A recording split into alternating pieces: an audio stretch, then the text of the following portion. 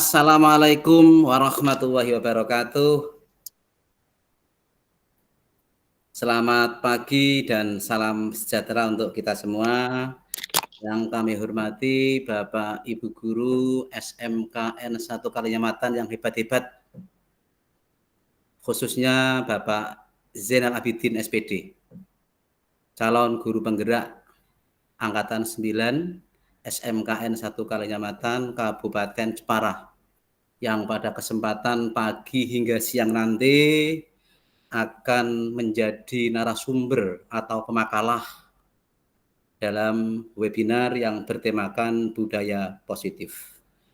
Mengawali acara pada pagi hari ini, marilah senantiasa kita memanjatkan puji dan syukur kehadirat Allah Subhanahu wa taala karena atas limpahan rahmat, taufik, hidayah dan inayahnya pagi hari ini, hari Kamis tanggal 19 Oktober 2023, kita bisa bersama-sama bertemu, bertatap muka, bermuwajahah dalam kondisi sehat walafiat yang insya Allah tiada kekurangan suatu apapun dalam kegiatan yang bertemakan budaya positif. Sholawat serta salam marilah senantiasa kita sanjungkan kepada Nabi Agung Muhammad Sallallahu Alaihi Wasallam bikaulina Allahumma sholli ala Sayyidina Muhammad. Bapak-bapak dan ibu-ibu hebat yang kami hormati, izinkan dan perkenankan saya pada pagi hari ini akan menjadi moderator selama 1 jam ke depan, akan mengantarkan satu tema besar yang berjudul budaya positif. Pada kesempatan pagi hari ini kita akan kedatangan seorang narasumber yang begitu luar biasa. Beliau adalah calon guru penggerak Angkatan 9 tahun 2023. Beliau bernama Bapak Zainal Abidin SPD. Nanti akan memaparkan selama 1 jam ke depan satu makalah, suatu tema yang berjudul budaya positif.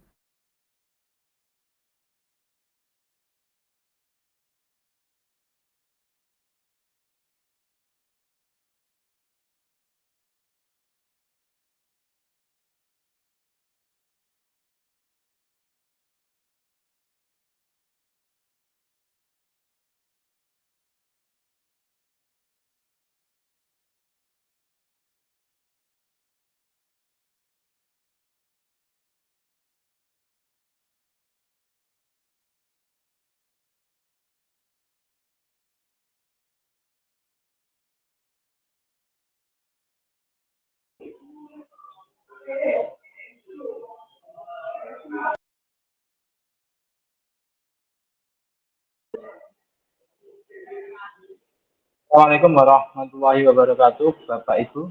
Kelihatannya Pak Fazrul kendala di sinyal untuk melanjutkan apa yang beliau sampaikan tadi, bahwa hari ini nanti Pak Zainal Arif, calon guru penggerak Angkatan 9 SMK Negeri 1 Karanganyamatan, akan melaksanakan diseminasi terkait dengan budaya positif. Selama 1 jam ke depan, nanti Pak Zainal akan menyampaikan hal-hal yang memang akan disampaikan dan terkait dengan budaya positif. Untuk mempersingkat waktu, kami persilahkan untuk Pak Zainal untuk menyampaikan, memaparkan apa yang terkait dengan diseminasi atau terkait dengan budaya positif. Kami persilahkan. Monggo Pak Zainal. Terima kasih atas kesempatannya kepada yang kami hormati Bapak Fathul Hidayat, dan kepada yang kami hormati Bapak Heru, dan kepada yang kami sayangi kawan-kawan semua yang tergabung pada diseminasi kali ini.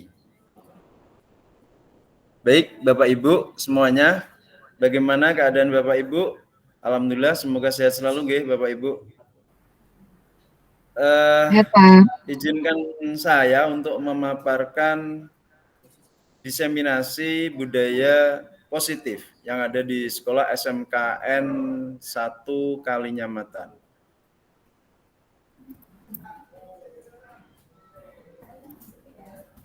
Oh ya, sebelum kita mulai Bapak Ibu, jika nanti ada tanggapan, pertanyaan, atau apapun yang mau disampaikan, Bapak Ibu bisa dengan raise hand terlebih dahulu. Terima kasih. Share screen dulu aja Bapak Ibu. Sudah muncul Bapak Ibu? Tidak muncul-muncul kayak ini kenapa? Belum, Pak.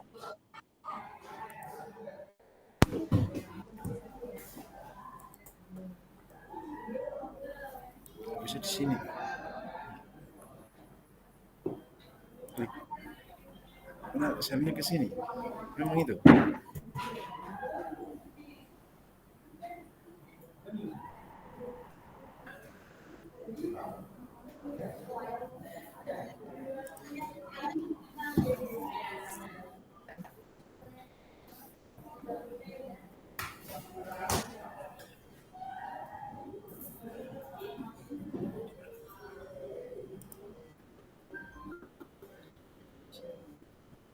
Izin. Stop.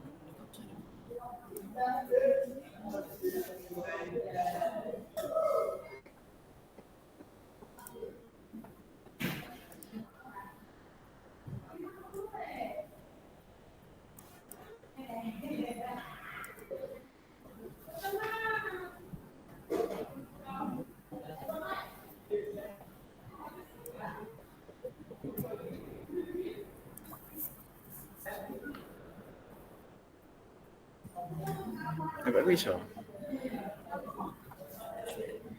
Baik Bapak Ibu, bisa kita mulai. Assalamualaikum warahmatullahi wabarakatuh. Salam dan bahagia selalu. Salam warahmatullahi wabarakatuh. Waalaikumsalam warahmatullahi wabarakatuh.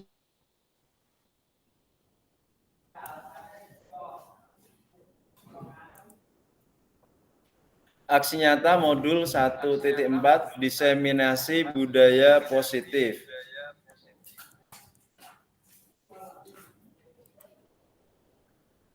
Sebelum kita memasuki sesi diseminasi Bapak Ibu, saya ingin mengajak Bapak Ibu untuk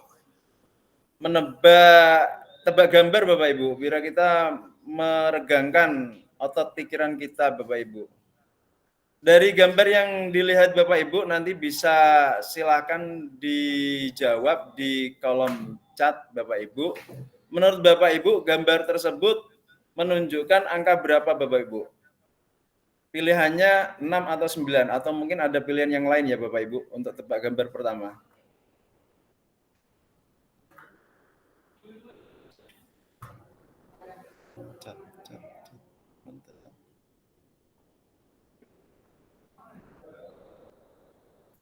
Baik Bapak Ibu.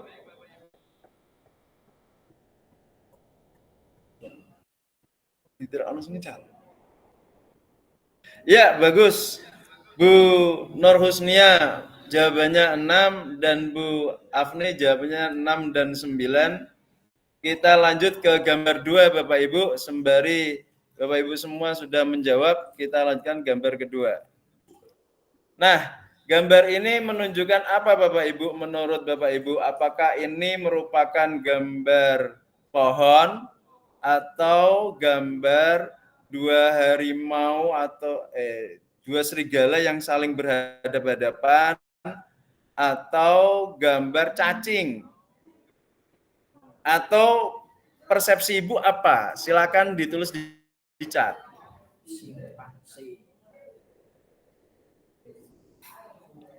Ada yang jawab wajah makhluk astral, ada yang menjawab simpanse dari Bapak Heru. Selamat Bapak Heru. Simpanse dan harimau. Ada yang jawab kebun binatang, gorila. Belum ada ini yang jawab apa ya? Pohon kali ya? Tampak pohon enggak Bapak Ibu? Oh, ada yang jawab Bu Husnia, Bu Hus KTU Semika, pohon. Bapak KTU, selamat datang Bapak KTU. Kita lanjut ke gambar ketiga aja Bapak Ibu. Menurut Bapak Ibu, dari gambar yang dipaparkan tersebut, orientasinya pada gelas yang berisi air ya Bapak Ibu. Silakan ditebak, itu kurang dari setengah atau lebih dari setengah jumlah airnya. Maksudnya gini, berisi setengah atau kurang dari setengah airnya, setengah gelas. Half full, kaki, penuh dilihat dari atas. Mohon ada yang full, ada yang setengah, ada yang kurang setengah. Oke, baik Bapak Ibu. Kita lanjutkan ke gambar keempat Bapak Ibu. Menurut Bapak Ibu semua yang ada di sini, ini gambar tersebut itu merupakan gambar bergerak atau gambar yang statis? Monggo Bapak Ibu silakan dijawab. Bapak Heru, gambar bergerak. Wah, cepat sekali Bapak Heru. Memang tergerak, bergerak, dan menggerakkan Bapak Heru. Statis, Bu Husni Hotim statis, Pak Danang statis, Pak Arif bergerak, Pak Fat tidak bergerak. Ya, baik Bapak Ibu semuanya merupakan persepsi Bapak Ibu. Di dalam paradigma baru, kita mungkin akan mengalami berbagai persepsi, pandangan, bias persepsi, dan sebagainya. Maka oleh sebab itu hal wajar Bapak Ibu, kita akan belajar bersama untuk dapat menyamakan persepsi kita. Sampaikan Bapak Ibu atas kontribusinya. Kita lanjutkan ke slide berikutnya. Topik dalam eksplorasi diseminasi ini terkait dengan budaya positif di SMKN 1 Kalinyamatan meliputi 1. Disiplin positif dan nilai-nilai kebajikan universal. 2. Teori motivasi, hukuman, dan penghargaan, serta restitusi. 3. Keyakinan kelas. 4. Kebutuhan dasar manusia dan dunia berkualitas. 5. Restitusi. Ada 5 posisi kontrol. 6. Restitusi. Segitiga restitusi. Kita mulai dari yang pertama Bapak Ibu, yaitu disiplin positif dan nilai-nilai kebajikan universal. Ada gambar labu Erlenmeyer. Kita lanjut ya Bapak Ibu. Disiplin positif. Kita tahu Bapak Ibu, kita biasa paradigma kita, disiplin itu menuntut kepatuhan. Sehingga terkadang dalam suasana yang tadinya kita lagi santai, kita harus dipaksa patuh untuk mengikuti aturan. Nah, itu paradigma lama Bapak Ibu yang mungkin perlu kita pinggirkan di era abad 21 di sini, di era kemerdekaan berpikir digaungkan, merdeka belajar. Makna disiplin yang sekarang ini perlu kita pahami bersama merupakan belajar kontrol diri dengan menggali potensi kita agar tercapai tujuan mulia, yaitu sesuatu menjadi seseorang yang kita inginkan berdasarkan nilai-nilai yang kita hargai. Dengan demikian, disiplin positif merupakan pendekatan. Ketika kita hubungkan dengan kita sebagai seorang guru adalah pendekatan mendidik murid untuk melakukan kontrol diri. Jadi murid tersebut mampu mengontrol dirinya dan pembentukan kepercayaan diri. Kita juga perlu mengenal Bapak Ibu nilai-nilai kebajikan universal yang aslinya Bapak Ibu semuanya sudah meyakini hal tersebut, sudah sering melihat, sudah sering melakukan, dan sudah berpengalaman. Biasanya kita mendapati di profil pelajar Pancasila, karena kita sebagai seorang guru, kita mengenal adanya profil pelajar Pancasila meliputi 1. Religius, beriman, bertakwa kepada Tuhan Yang Maha Esa. 2. Berkebinekaan global. 3. Bergotong royong. 4. Kreatif. 5. Bernalar kritis. Dan 6. Mandiri. Nah, dari pelajar Pancasila tersebut, itu semuanya merupakan nilai-nilai kebajikan universal yang perlu kita dorong kepada diri kita sendiri dan lingkungan di sekitar kita, termasuk murid-murid kita. Nilai-nilai kebajikan adalah sifat-sifat positif manusia yang merupakan tujuan mulia yang ingin dicapai setiap individu. Nilai-nilai tersebut bersifat universal dan lintas bahasa, suku, bangsa, agama, maupun latar belakang. Nah, dari definisi tersebut Bapak Ibu, kita pasti sepakat ya kalau misalkan jujur begitu, nilai kebajikan universal. Di sini kita menghargai kejujuran. Di Arab juga menghargai kejujuran. Di Eropa apalagi menghargai kejujuran. Dengan demikian itu merupakan nilai-nilai kebajikan universal. Damai.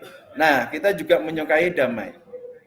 Bahkan orang di seluruh dunia menyukai perdamaian. Itu merupakan nilai-nilai kebajikan universal. Kreatif. Setiap warga negara, setiap bangsa itu mendorong setiap insannya untuk berkreatif. Jadi itu juga merupakan nilai-nilai kebajikan universal. Artinya kita tidak dibatasi sekat agama, suku, bangsa maupun sekat apapun itu. Karena ini tertanam di rasa. Dengan mengaitkan nilai-nilai kebajikan yang diyakini seseorang, maka motivasi intrinsik akan terbangun sehingga menggerakkan motivasi dalam untuk dapat mencapai tujuan mulia yang diinginkan. Bapak Ibu pasti merasakan ya Bapak Ibu, kalau kita melihat ada kecelakaan di jalan, kita pasti tergugah pengen menolong. Ini adalah nilai-nilai kebajikan universal Bapak Ibu. Ini adalah motivasi intrinsik agar kita terdorong untuk menolong orang tersebut. Ini adalah nilai-nilai kebajikan universal kemanusiaan. Baik Bapak Ibu, kita lanjutkan slide berikutnya, teori motivasi hukuman dan penghargaan restitusi.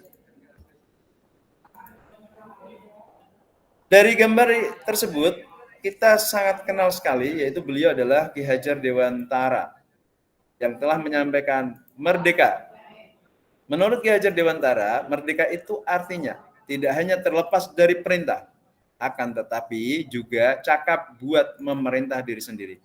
Artinya dengan kita merdeka itu kita tidak semau gue begitu maksudnya Bapak Ibu, yang sekarang ini kadang diartikulasi merdeka adalah kebebasan yang sebebas-bebasnya, bablas, anarkisme. Tidak seperti itu maksudnya merdeka Bapak Ibu. Merdeka di sini artinya kita tidak perlu diperintah orang lain, tapi kita mampu mengontrol diri kita dan mampu memerintah diri kita dan bertanggung jawab atas apa yang kita lakukan. Itu makna dari merdeka yang diharapkan. Oleh Ki Hajar Dewantara, Pemikiran Konsepsi Keteladanan Sikap Merdeka, cetakan kelima 2013 halaman 469. Dengan demikian Bapak Ibu, dari setiap perilaku manusia itu memiliki motif. Nah, motif di sini bisa berasal dari luar dan bisa berasal dari dalam diri kita, seperti tadi yang saya sampaikan.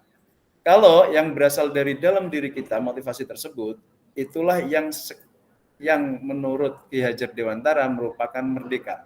Karena kita tidak terpengaruh oleh motivasi dari luar. Nah, motivasi eksternal atau motivasi dari luar, ada satu, untuk menghindari ketidaknyamanan, hukuman apa yang akan terjadi apabila saya tidak melakukannya.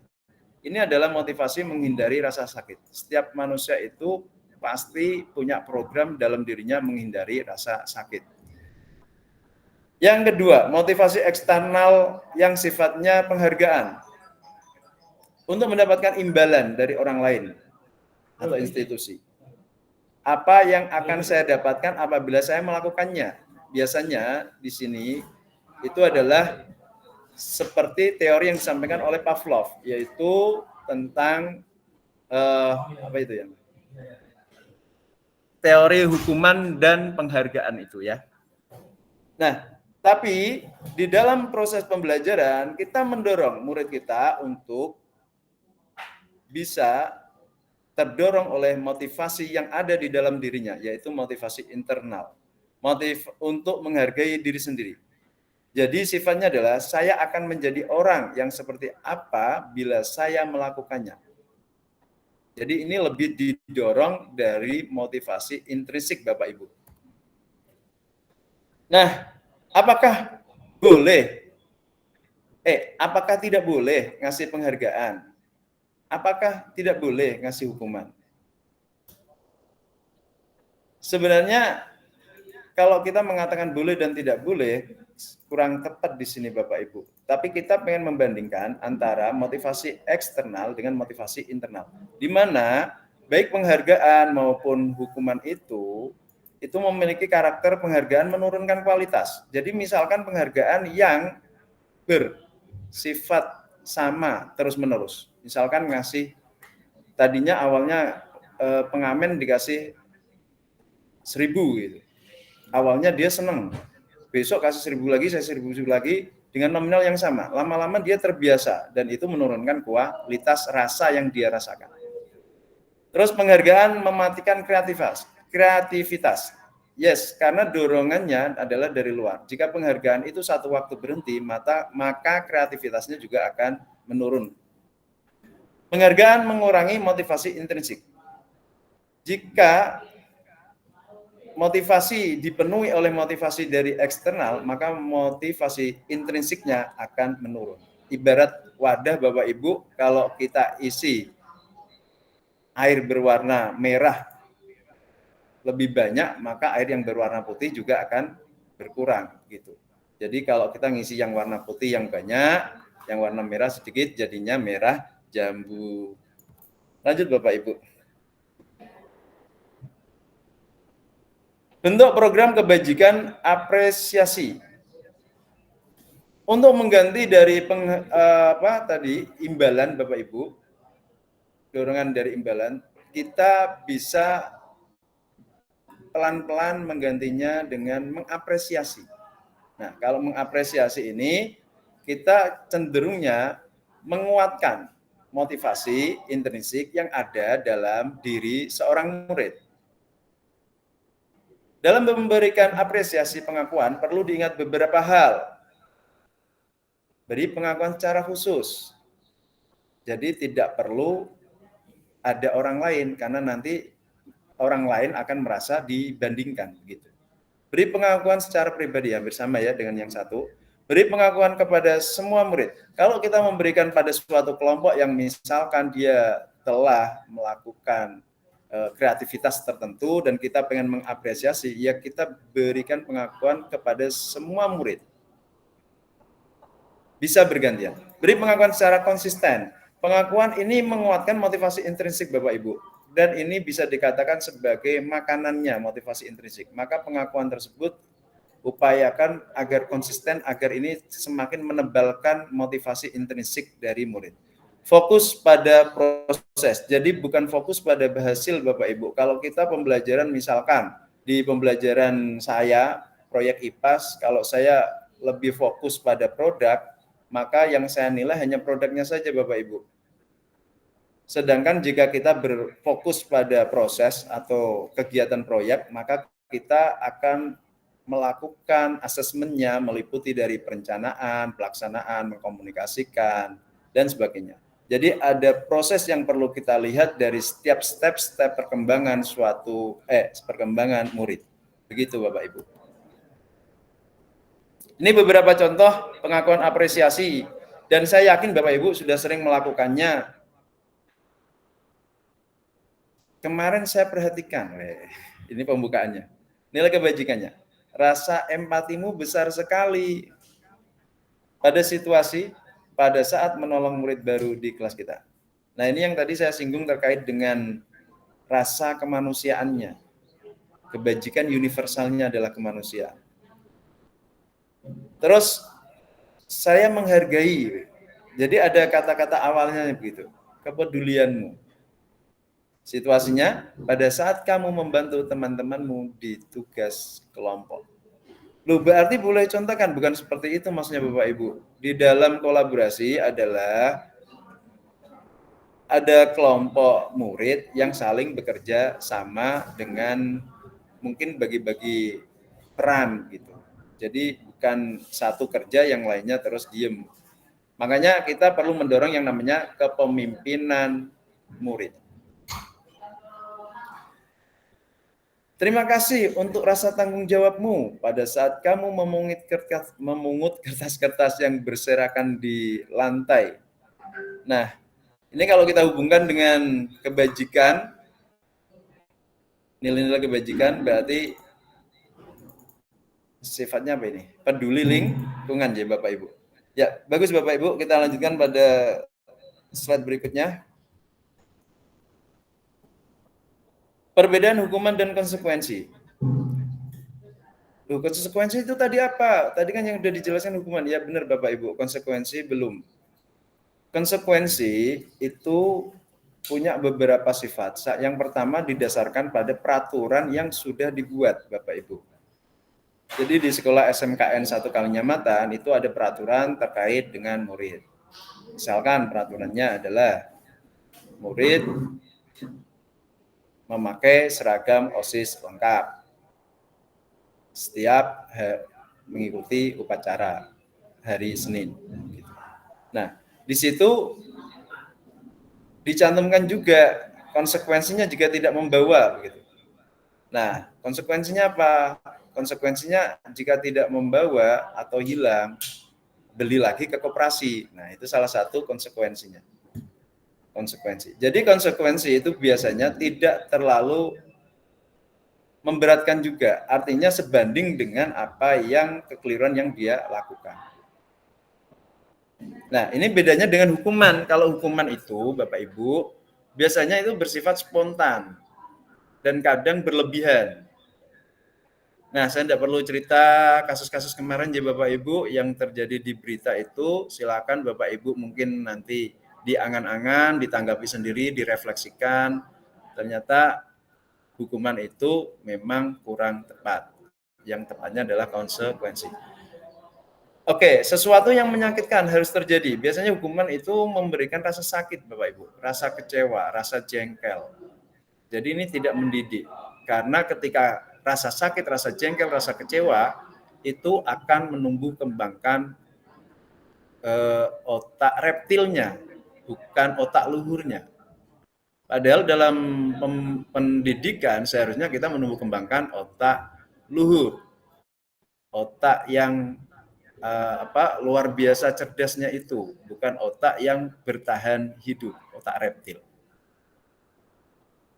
Konsekuensi, kalau konsekuensi berarti sesuatu yang harus terjadi. Anak membenci kedisiplinan. Konsekuensi adalah anak menghargai kedisiplinan. Hukuman biasanya berupa paksaan. Konsekuensi biasanya stimulus dan respon. Anak belajar untuk menyembunyikan kesalahan karena dia punya rasa takut tadi. Kalau konsekuensi, anak belajar untuk mematuhi peraturan.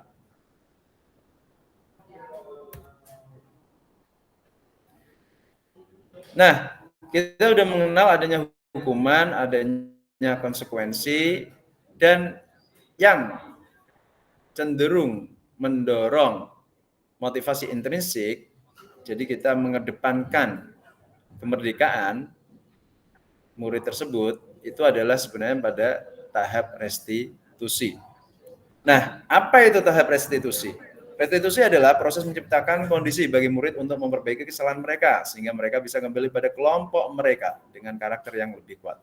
Restitusi juga merupakan proses kolaboratif yang mengajarkan murid untuk mencari solusi untuk masalah mereka dan membantu murid berpikir tentang orang seperti apa yang mereka ingin jadi atau tujuan mulia mereka. Pastikan murid punya cita-cita Bapak Ibu dan bagaimana mereka harus memperlakukan orang lain. Rasa kemanusiaan. Gosen 2004. Nah, dari penjelasan tadi Bapak Ibu ada hukuman, ada konsekuensi, ada restitusi. Sebenarnya perbedaannya ada di mana sih? Jika hukuman itu punya kecenderungan membentuk identitas yang gagal karena dia punya rasa kecewa, marah, apatis begitu, maka dia membentuk kecenderungannya negatif hukuman itu.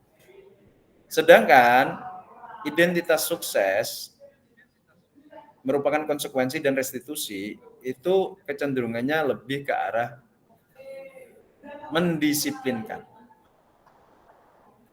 Dengan paradigma baru yang kita bahas tadi, Bapak Ibu, pendisiplinannya adalah dari motivasi intrinsik. Oke, kita kaji bersama. yang hukuman, sesuatu yang menyakitkan harus terjadi, konsekuensi sesuatu yang harus terjadi. Sedangkan kalau restitusi merupakan pilihan. Nah, ini nilai kemerdekaannya di sini Bapak Ibu. Jadi siswa diberi kesempatan untuk mengambil pilihan bagaimana dia akan memperbaiki keadaan. Nah, itu yang direstitusi. Kalau yang konsekuensi itu sanksinya adalah disesuaikan dari peraturan tersebut yang sudah dibuat. Oke, kita lanjutkan lagi. Tidak nyaman untuk murid, anak untuk jangka panjang. Jadi murid mungkin untuk jangka panjang akan merasa kecewa, akan terngiang-ngiang kekecewaan itu. Bahkan sampai mungkin lulus sekolah, sampai dia udah kerja, dia masih ingat pernah diperlakukan, dihukum yang tidak sepantasnya. Begitu. Nah, pada konsekuensi, mungkin memang tidak nyaman untuk murid,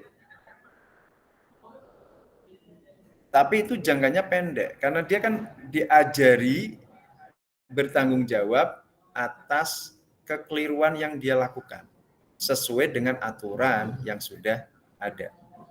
Nah, jika restitusi, kita ajak dialog si murid tersebut, terus dikuatkan dulu, distabilkan emosinya dulu, sehingga dia akan memiliki perasaan yang nyaman untuk jangka waktu yang panjang, karena dia walaupun melakukan kesalahan, tapi masih diberi kesempatan pilihan bagaimana dia akan memperbaikinya.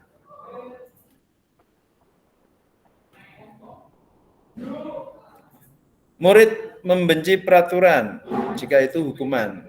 Artinya maksudnya murid membenci hukuman begitu Bapak Ibu. Kalau konsekuensi, murid diharapkan menghormati peraturan. Sedangkan restitusi, murid menghormati dirinya dan orang lain.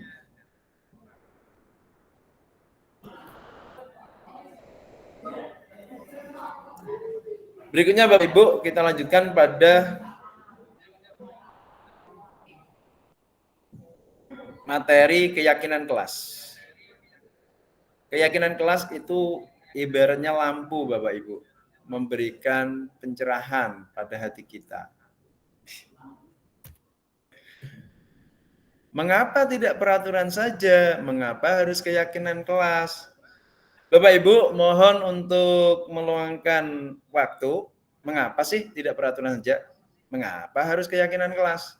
Tolong di chat Bapak Ibu, kolom chat diisi. Mengapa tidak peraturan saja? Mengapa harus keyakinan kelas? Nah, menurut Bapak Ibu gimana nih jawabannya? Monggo Bapak Ibu.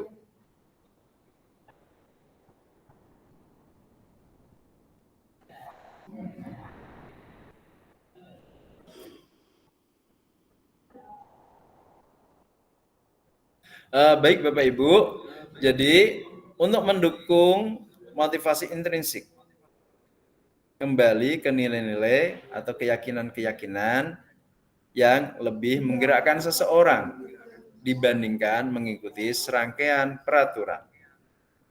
Nah, bagus sekali dari Ibu Khotim, peraturan sifatnya punya kecenderungannya memaksa. Sedangkan keyakinan kelas itu mendorong motivasi intrinsik untuk mampu membuat pilihan sendiri dalam memperbaiki diri dan mengembangkan dirinya. Murid.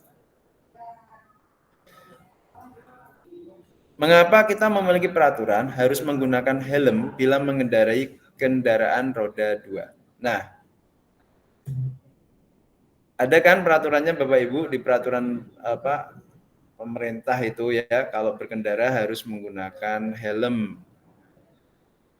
Nah, seringkali kita kalau belum mendapatkan nilai-nilai yang kita yakini, maka kita pakai helmnya itu ya gara-gara ada aturan itu. Misalkan di jalan-jalan yang memang ada Bapak atau Ibu polisi di situ kan, kita terus berupaya pakai helm. Tapi kalau kita berkendara di dalam di di sekitar aja, di sawah gitu, kita mungkin tidak pakai helm karena tidak akan ada polisi di sana. Tapi bagi orang yang memiliki keyakinan, nilai-nilai keyakinan bahwa helm tersebut itu merupakan alat untuk keselamatan dirinya ketika berkendara, maka dia akan pakai helm, Bapak Ibu, tanpa harus dia ingat aturan itu, karena dia orientasinya adalah dirinya sendiri, menjaga keselamatan. Begitu kira-kira Bapak Ibu. Dan ada lagi nih pertanyaan 3 lagi tuh. Mengapa kita memiliki peraturan 3M masker ya terkait dengan waktu pandemi kemarin? Menjaga jarak, begitu kan? 3M. Nah, itu juga demikian Bapak Ibu. Kalau orientasinya orang tersebut adalah di keyakinan dirinya untuk menjaga kesehatan, tidak menyakiti tidak menulari orang lain jika mungkin dia adalah orang yang terkena penyakit tersebut, maka dia akan dia akan terdorong secara intrinsik untuk melakukan 3M tersebut. Mengapa kita memiliki peraturan harus datang tepat waktu pada saat mengikuti pelatihan? Nah, ini juga sama Bapak Ibu. Kalau motivasi intrinsiknya adalah disiplin, maka dia kecenderungannya demi dirinya, menghargai dirinya untuk datang tepat waktu. Karena kalau datang terlambat, itu dia kurang menghargai diri sendiri. Jadi tidak orientasinya tidak pada aturannya, tapi pada keyakinan yang melekat pada dirinya. Nah, Bapak Ibu, setelah panjang lebar kita bercerita tentang teori-teori tadi, konsep-konsep tadi tentang budaya positif, kita akan merujuk pada alurnya Bapak Ibu, biar kita punya kesinambungan berpikir. Jadi awalnya ada peraturan nih Bapak Ibu, peraturan yang dibuat baik oleh sekolah ataupun kelas, yang dibuat oleh wali kelas misalkan seperti itu. Nah, dari peraturan itu kita tarik garis ke arah keyakinan secara bersama-sama murid. Jadi murid menentukan sendiri dari peraturan itu, dia mengambil nilai-nilai keyakinan atau nilai-nilai kebajikan universal apa sih yang ada di peraturan tersebut. Nah, setelah terbentuk keyakinan kelas, jadi mereka akan terdorong untuk punya kesadaran bersama. Nah, kesadaran bersama ini akan membentuk motivasi intrinsik di dalam dirinya murid tersebut. Nah, motivasi intrinsik ini akan mendorong berbagai macam kegiatan yang positif. Misalkan kemandirian. Jadi sikap kemandiriannya itu akan terbentuk Bapak Ibu. Terus kreatif dan inovatif, serta bertanggung jawab. Berarti kalau kita mau melakukan, sebenarnya sudah dilakukan ya di sini Bapak Ibu, mungkin belum sepenuhnya. Budaya positif sudah dilakukan di SMKN 1 Kalinyamatan. Tapi masih perlu ditingkatkan, begitu Bapak Ibu. Kita bisa memulainya dari diri kita sendiri, dari menyusun peraturan kelas Bapak Ibu. Mendorong kepemimpinan murid, sehingga bersama-sama murid tersebut akan menyusun keyakinan kelas. Jadi dari peraturan dulu Bapak Ibu. Dari peraturan, maka diambil intisari peraturan tersebut berdasarkan nilai-nilai kebajikan universal, membentuklah yang namanya keyakinan kelas. Setelah terbentuk keyakinan kelas Bapak Ibu, maka akan terbentuklah secara lebih luas lagi lingkungan yang positif. Nah, dari lingkungan positif itu akan mendorong ke keseluruhan di SMKN 1 Kalinyamatan berupa budaya positif. Dan alhamdulillah kemarin Bapak Ibu saya melihat dengan mushola yang sudah rapi, bersih, murid-murid terdorong untuk sholat berjamaah. Nah, ini adalah budaya positif Bapak Ibu. Ini kalau kita berikan apresiasi secara konsisten terus-menerus, insya Allah Bapak Ibu ini akan semakin bertumbuh dan berkembang.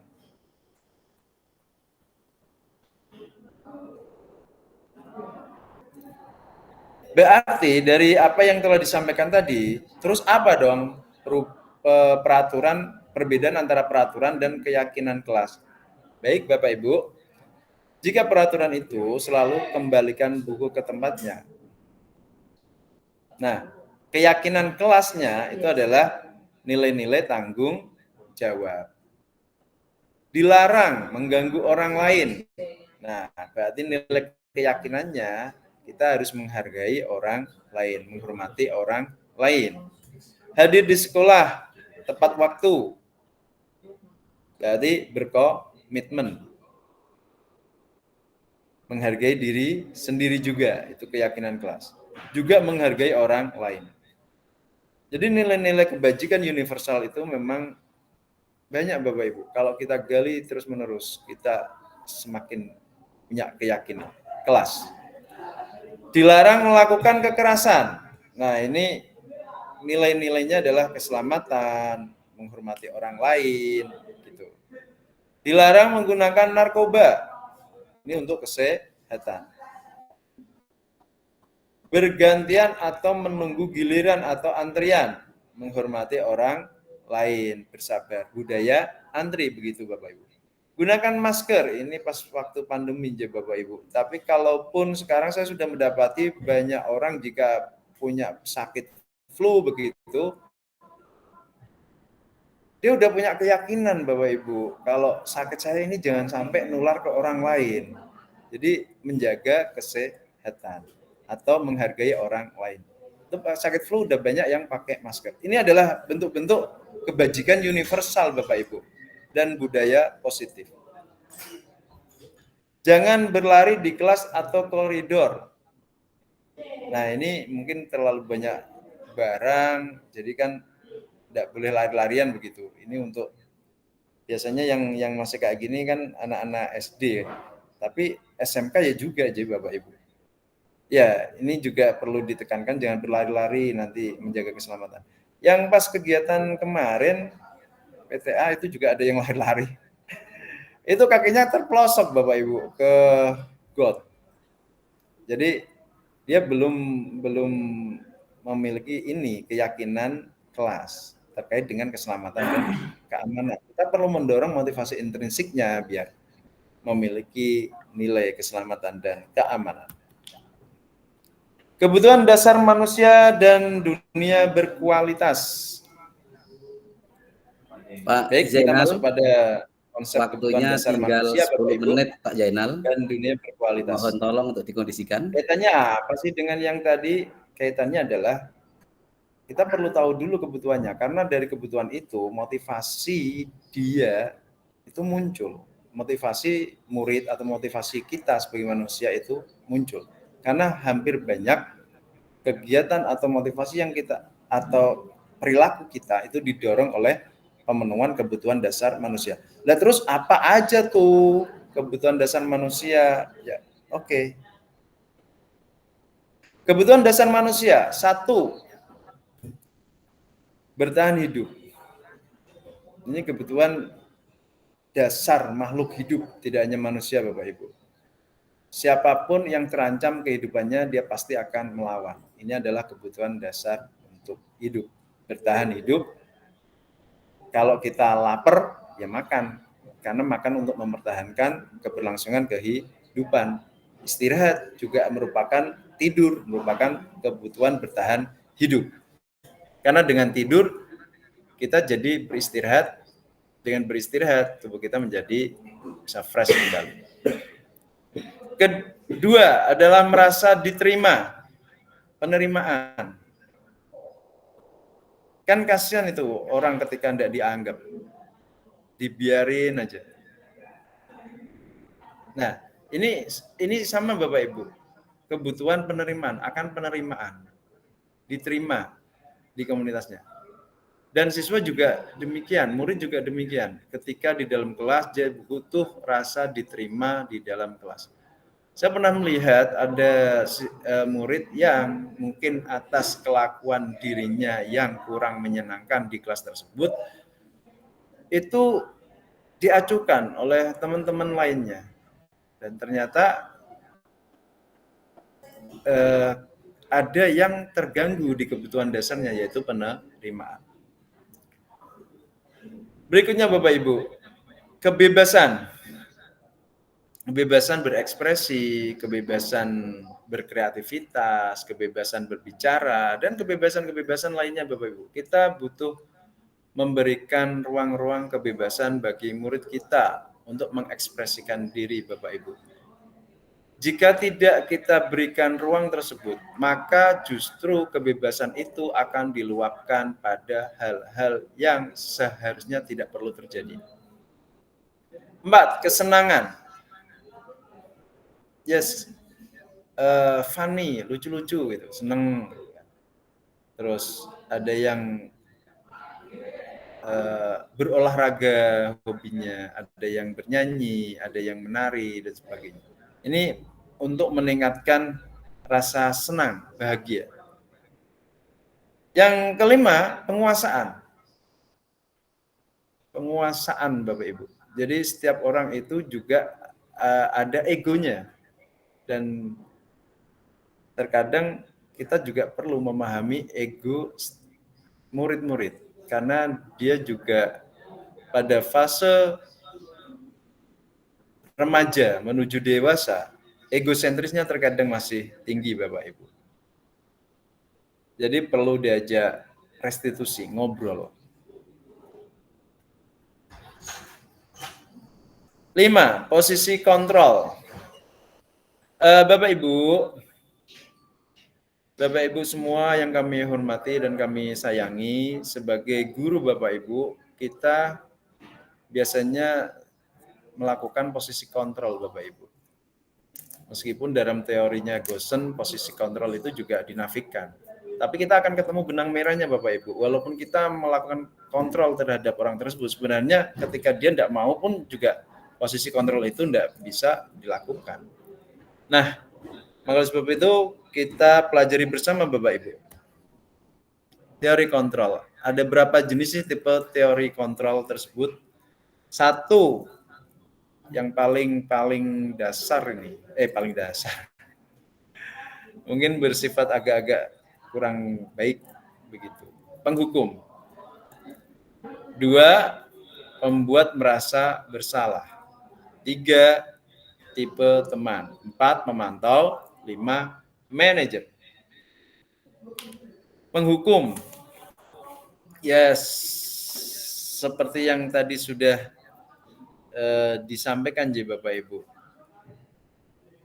Ada aktivitas terus direspon begitu. Ada stimulus atau pergerakan siswa yang kurang baik, langsung direspon. Responnya melebihi dari apa yang dilakukan murid tersebut.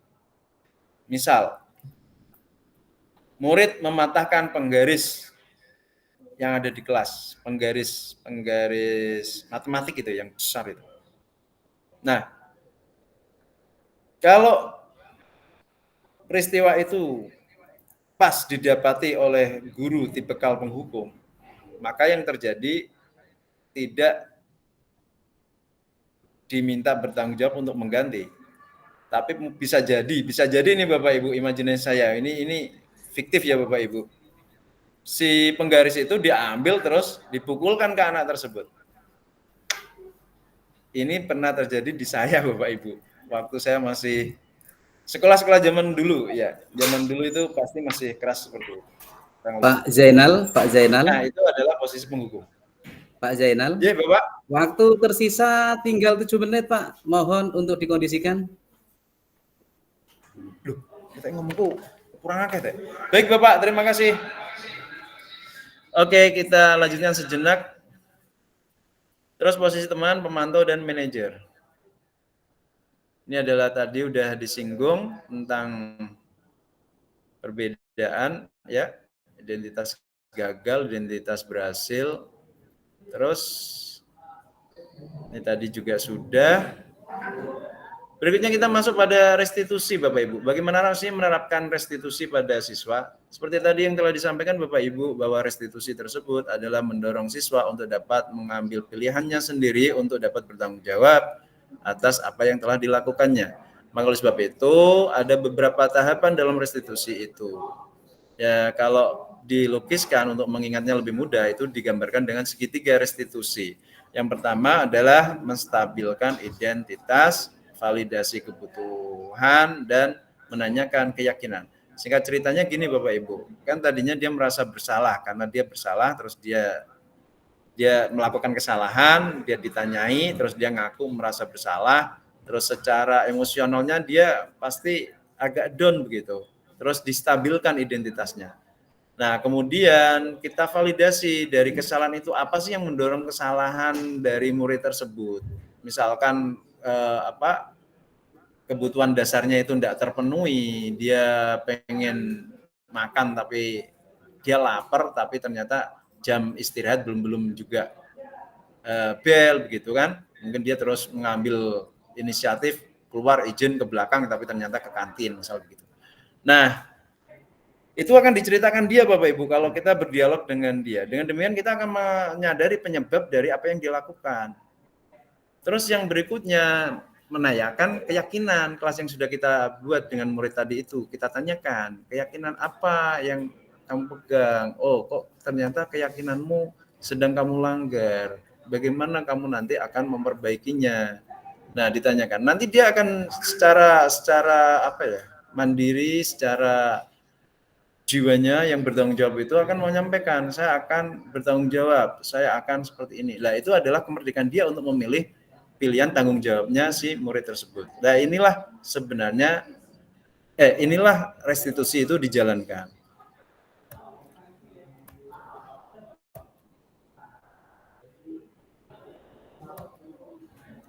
Nah, demikian yang dapat saya sampaikan Bapak Ibu, mungkin masih banyak kurangnya dan terima kasih. Saya kembalikan waktu kepada Bapak Fat.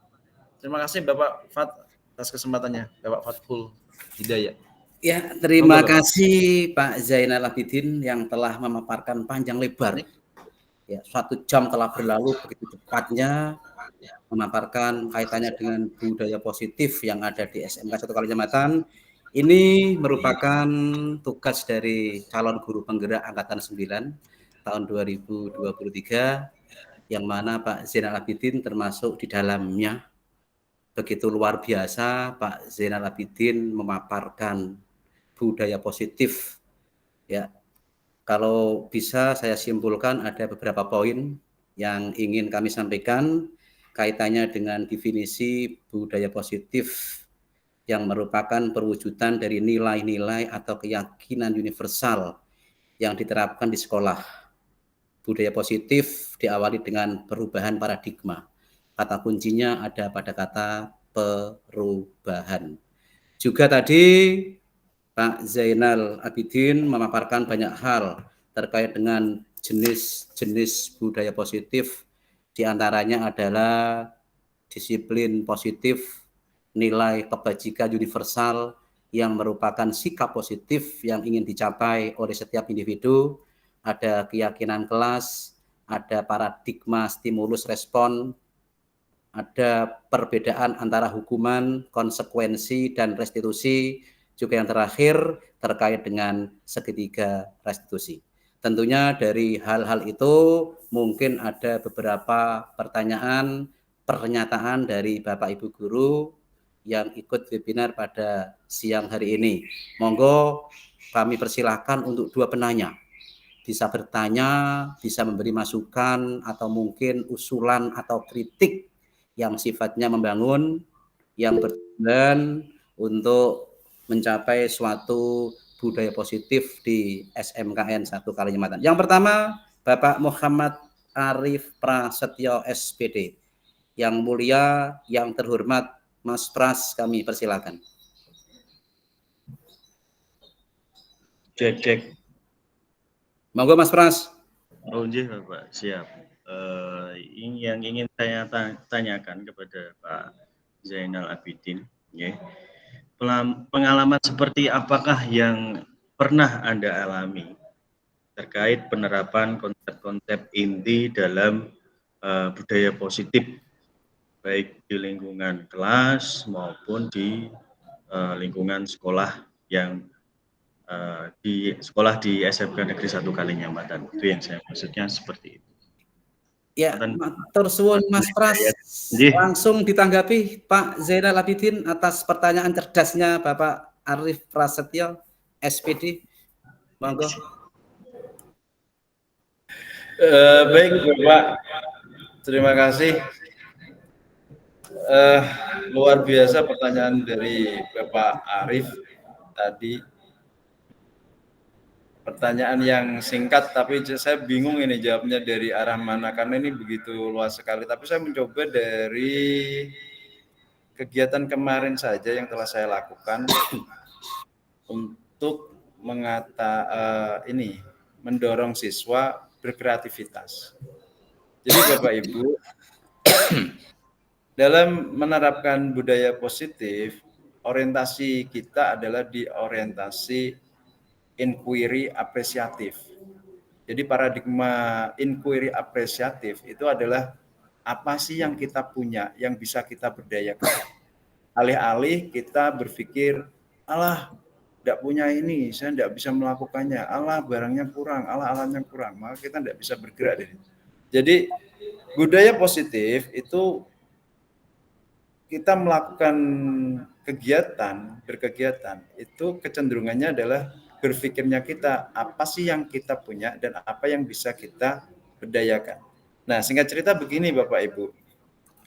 Setelah saya mengamati lingkungan SMKN 1 Kalinyamatan dengan berbagai dinamikanya, keindahannya, dekat dengan sawah, saya mengamati ternyata kita kondisinya masih panas Bapak Ibu. Lingkungannya karena kanan kiri tidak ada rumah, kan dekat sawah Bapak Ibu, panasnya terik sekali. Nah, maka oleh sebab itu saya berharap lingkungan kita bisa menjadi hijau. Artinya ada berbagai banyak tanaman di sini. Maka oleh sebab itu dari pembelajaran saya proyek IPA, saya mendorong siswa untuk mulai dari diri kita menanam. Jadi proyeknya adalah menanam, diawali dengan menanam tanaman hias terlebih dahulu. Sehingga nantinya dari tanaman itu bisa memberikan manfaat di lingkungan sekitar kita. Saya tidak perlu karena belum ada taman yang sangat luas dan sebagainya. Kita mulai aja dari apa yang kita punya. Misalkan kita punyanya tanah dan bibit-bibit, kita bisa ngambil di lingkungan sekitar, kita bisa ngambil penyemaian, pertunasan di tanaman-tanaman yang ada di sekitar kita. Kita tanam bersama murid-murid kita.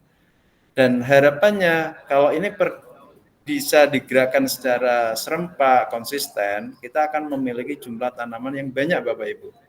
Dan lingkungan kita di SMKN 1 Kalinyamatan mungkin berangsur-angsur panasnya menurun dan kadar oksigennya meningkat Bapak Ibu. Nah, ini yang kita harapkan bersama sehingga kita menjadi lebih asri lingkungannya, peduli terhadap lingkungan. Terima kasih, kira-kira itu Bapak mungkin belum memenuhi sepenuhnya, tapi mungkin bisa ditarik gambaran benang merahnya Bapak Ibu.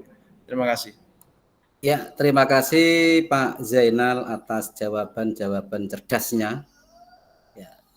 Selanjutnya mungkin ada pertanyaan dari Bapak Ibu yang lain, bisa raise hand atau juga mungkin bisa lewat chat.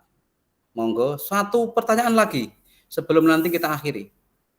Ya, satu pertanyaan lagi sebelum nanti kita akhiri. Kami mohonkan kepada bapak-bapak dan ibu-ibu guru hebat SMKN 1 Kalinyamatan. Ya. Monggo, ada atau tidak?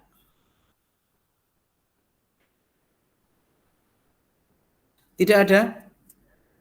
Baiklah Bapak Ibu, kalau tidak ada pertanyaan, maka kita akan tutup bersama-sama untuk kegiatan. Pertanyaan Bu Khotim, Bapak. Oh iya, maaf, Bu Khotim, monggo Bu Khotim.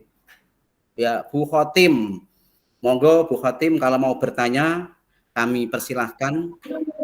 Ya, Singkat terima kasih, saja Bu Pak. Khotim, mengingat waktu Bu, monggo. Iya, terima kasih sebelumnya.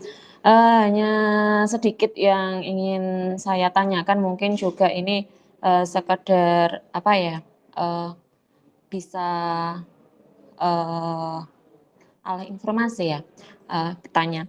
Nah, bagaimana penerapan dari budaya positif ya, budaya positif ini mungkin konkretnya di SMK khususnya, di mana di SMK kita, di SMK 1 Kalinyamatan itu ada beberapa jurusan yang di mana setiap jurusan itu mempunyai karakter sendiri. Contoh kalau di EI itu semua siswanya itu cowok semua, di Busana ada cewek semua. Nah, sebenarnya kan kalau untuk penerapannya itu pasti berbeda-beda. Mungkin ada masukan ya, budaya positif supaya bisa terlaksana dengan baik dan lancar di SMK kita ini. Terima kasih. Monggo Pak Zainal, langsung saja ditanggapi kaitannya dengan Baik, pertanyaan dari Bu Khotim.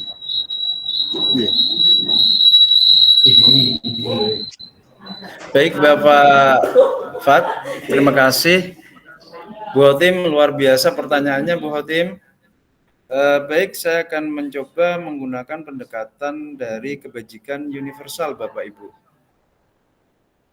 Kita tahu Bapak Ibu bahwa kebajikan universal itu tidak terhalang oleh sekat, baik suku, ras, gender, maupun agama, dan apapun itu. Karena kebajikan universal sifatnya universal, adalah ya rasa yang kita miliki bersama. Misalkan kepedulian terhadap lingkungan. Seluruh makhluk hidup manusia yang ada di bumi ini tidak akan ada yang nolak itu kepedulian lingkungan. Semuanya pasti mengakui bahwa kepedulian terhadap lingkungan adalah suatu tindakan yang baik. Begitu. Itu adalah kebajikan universal. Artinya, kalau kita menerapkan misalkan budaya positif itu, bagaimana kita membuang sampah, memilahnya terlebih dahulu, terus ada pengelolaan sampah yang sifatnya organik, ada pengelolaan sampah yang sifatnya anorganik, ya, ada recycle, ada reuse dan sebagainya itu, maka awalnya ini akan dilakukan mungkin di beberapa kelas dengan peraturan yang sudah dibuat. Kita dorong dengan keyakinan bahwa peduli terhadap lingkungan adalah bagian dari hidup kita. Artinya ini tidak akan terhalang oleh sekat-sekat gender, sekat jurusan, atau sekat apapun itu. Nah, menurut saya, hemat saya ini, bahwa dari diri sendiri, terus kita lakukan kolaborasi, terus disusunlah semacam program bersama yang bisa menjadi ciri khas dari SMKN 1 Kalinyamatan, yang salah satunya adalah, ini usulan ya Bapak Ibu, bukan usulan deng apa ya, ini wacana Bapak Ibu, maaf, ini wacana, adalah bentuk sekolah yang peduli terhadap lingkungan, misal begitu. Dengan demikian lingkungan kita akan menjadi terawat dan asri. Tentu saja untuk desainnya Bapak Ibu pasti melalui banyak tahapan Bapak Ibu. Kolaborasi tidak hanya sekedar kolaborasi, Bapak Ibu harus merancang sistem dan sebagainya. Tapi kita bisa mulai dari diri kita sendiri agar nanti tergerak, bergerak, dan menggerakkan sampai pada tingkat sekolah SMKN 1 Kalinyamatan. Demikian Bapak Fat, terima kasih, dan terima kasih Ibu Hotim. Terima kasih Pak Zainal atas pertanyaan dari Khotim. Kalau boleh saya menyimpulkan, kalau saya ya boleh ambil benang merahnya, bahwa budaya positif itu harus dimulai dari diri sendiri, berdasarkan karakter masing-masing, kemudian dikolaborasikan dengan semua stakeholder yang ada di sekolah. Intinya bahwa budaya positif itu harus kita bisa bekerja sama dan sama-sama bekerja. Mungkin seperti itu. Selanjutnya ini ada pertanyaan dari Ibu Ika Ratnawati Hidayah. Ya, saya izin membacakannya. Izin bertanya, apakah yang harus dilakukan oleh Bapak Ibu guru untuk membangun budaya positif di sekolah dan apa pentingnya menciptakan budaya positif di lingkungan sekolah SMK Negeri 1 Kalinyamatan? Terima kasih. Monggo Pak Zainal untuk dijawab. Baik Bapak, dan luar biasa Ibu Ratna. Begini Bapak Ibu, budaya positif itu sebenarnya kita SMKN 1 Kalinyamatan itu sudah melakukan Bapak Ibu. Cuman di beberapa titik perlu kita kuatkan, beri penguatan yang lebih. Dengan demikian nanti akan menjadi budaya SMKN 1 Kalinyamatan. Kita belum memilih, banyak hal yang kita lakukan, tapi kita belum memilih satu aja dulu untuk dikuatkan Bapak Ibu.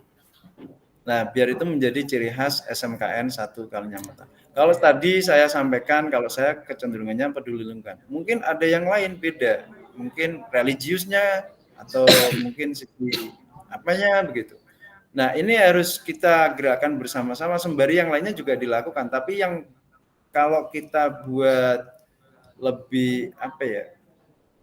Kalau menonjol semuanya itu kan tidak ada yang menonjol begitu.